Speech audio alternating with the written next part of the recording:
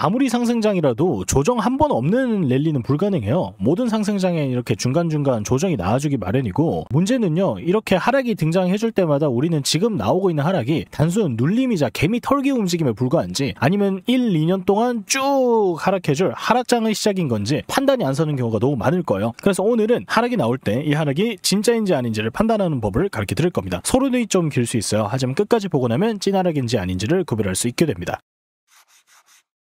하락이 진짜인지 아닌지 여부를 알기 위해선 상승 이유를 먼저 찾아야 할 필요가 있겠죠. 상승의 근본적인 이유가 훼손되면 하락할 수밖에 없기 때문입니다. 비트코인이 이번 시장에서 상승한 이유는 뭘까요? ETF가 승인이 되고 기관과 기업이 비트코인을 사기 시작해서요? 이거는 이제 절반만 맞는 소리죠. 정확히 말하자면 시장에 전 세계적으로 돈이 많이 풀리기 시작하면서 그 와중에 ETF도 승인이 되고 비트코인 상대적 매력이 증가하니까 기관 기업들이 매수세가 집중이 되어서 올랐다라고 말하는 게 더 정확하겠습니다.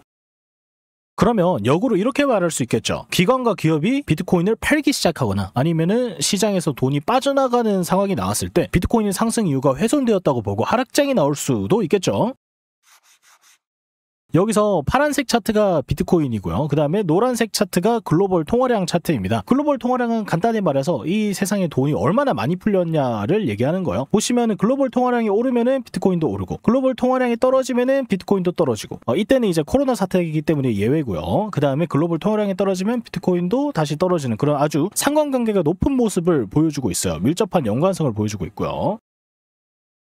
글로벌 통화량은 원래부터도 이렇게 증가하는 추세였지만요. 이게 비트코인 장기 상승 추세의 주요 이유 중 하나였죠. 그런데 이게 코로나 사태를 기점으로 폭발적으로 더 올라가기 시작했습니다. 확실히 각도가 이렇게 바뀌었어요. 그죠? 파월 연준 의장 덕분인데, 파월 연준 의장의 무제한 돈 풀기와 저금리 시대가 맞물려서 돈이 엄청나게 풀렸어요. AI와 같은 신산업도 생겨나기 시작하면서 강대국이 이 산업을 이제 밀어주죠. 그러면서 돈을 거기서 더 풀어버렸습니다.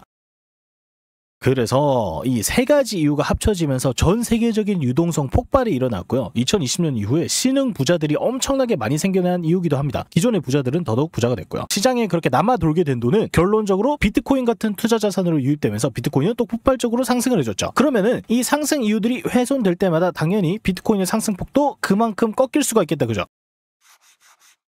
비트코인이 단기적으로 너무 과열이 되거나 불확실성이 커지는 악재가 발생해서 시장이 중간중간 하락할 수도 있어요. 21년 부타빔 사태 때는요, 심지어 전고점을 돌파하기 전에 상승장 중간에서 55% 수준의 이런 하락이 나와주기도 했습니다. 하지만 이게 단순 깊은 조정 움직임인 건지 아니면은 지금부터 1, 2년 동안 하락장이 시작하게 될 하락장의 전조인 건지, 이거는요 유동성의 방향성을 통해서 알 수 있습니다.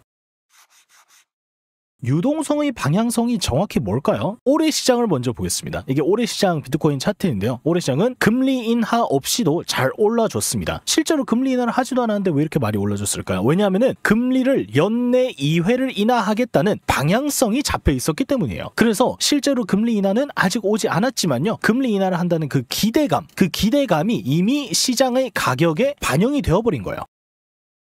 이건 이제 22년 비트코인 하락장 시작할 때도 마찬가지였는데, 글로벌 통화량이 줄어든 시점은 2022년 3월 달부터였어요. 글로벌 통화량이랑 아까 밀접한 연관성이 있다고 했죠? 글로벌 통화량이 실제로 줄어든 시점은 22년 3월 기점으로 줄어들기 시작했는데, 비트코인의 고점 자체는 2021년 11월에 등장을 해줬죠. 요때 이미 한파동 하락을 해줬단 말이죠. 글로벌 통화량이 감소하기 전에. 이게 왜 그렇게 된 거냐? 21년 말 요 시점에서요, 이미 금리 인상이 기정사실화 되어버렸기 때문입니다. 그러니까 금리 인상을 하게 되면 시장 유동성이 줄어들 수밖에 없고, 시장은 이렇게 될 미래를요, 이 시점에 뉴스가 등장했을 때 가격에 즉시 반영하면서 하락이 된 거예요. 실제 유동성이 이 시점에서 줄어들진 않았지만 앞으로 줄어들 것이라는 그 전망만으로도 시장을 하락시킬 수가 있다는 거죠.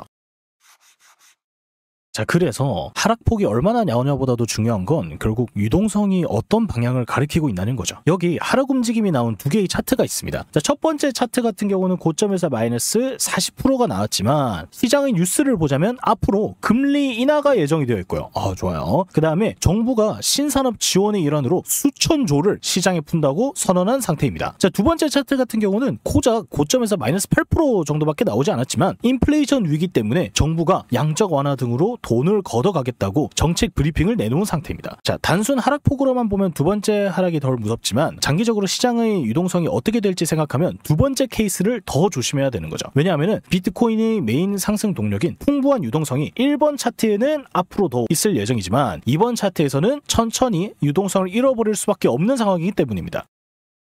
오늘은 조정 움직임이 나올 때 지금이 고점인지 아닌지를 판단할 수 있는 방법을 가르쳐 드렸는데요. 기술적 분석은 중간 정도 그리고 짧은 흐름을 잡는 것에 특화되어 있다면 이런 분석은 앞으로 장기적으로 시장이 어떤 방향으로 흘러갈지에 대해서 판단할 수 있게 해줍니다. 자, 오늘 강의도 유익하셨다면 좋아요와 구독 한 번씩 부탁드리고요. 저는 다음에 더 유익한 강의로 여러분들 찾아뵐 수 있도록 하겠습니다. 수고하셨습니다.